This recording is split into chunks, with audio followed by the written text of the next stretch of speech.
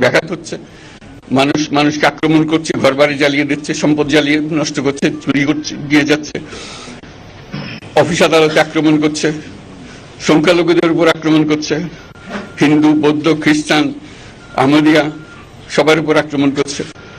এগুলো হলো ষড়যন্ত্রের অংশ। এগুলো আমাদের বিষয় না। আমাদের কাজ হলো এটাকে রক্ষা করা, সবাইকে রক্ষা করা, এটাকে প্রতিটি মানুষ আমাদের ভাই, আমাদের বোন, তাদেরকে রক্ষা করা এবং আমাদের একটা শৃঙ্খলা ফিরিয়ে আসা। বিশৃঙ্খলা, সহিংসতা এগুলো হলো অগ্রগতির বড় শত্রু। আমাদের যে যাত্রা শুরু হলো সেই যাত্রার শত্রু। কাজে এই শত্রুকে যাতে রোধ করা যায়, তাদেরকে বুঝিয়ে শুনিয়ে হোক, তাদেরকে আইন শৃঙ্খলার হাতে দিয়ে হোক, এটা বোঝাতে হবে। তাকে মেরে পেটে এটা ঠিক না, আইন শৃঙ্খলা নিজের হাতে ঠিক না। তাকে আমাদের আইন শৃঙ্খলা বাহিনী এমন হতে হবে, তাদের হাতে সুপর্দ করলে আমরা নিশ্চিন্ত থাকবে তার একটা বিহিত হবে।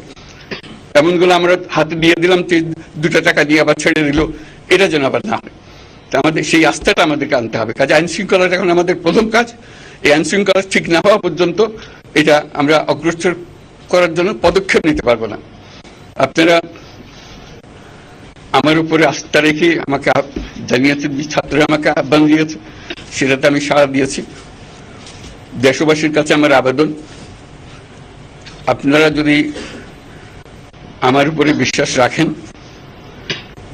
আমার উপরে ভরসা রাখেন, তাহলে নিশ্চিত করেন যে দেশে কোনো জায়গায় কারো উপরে হামলা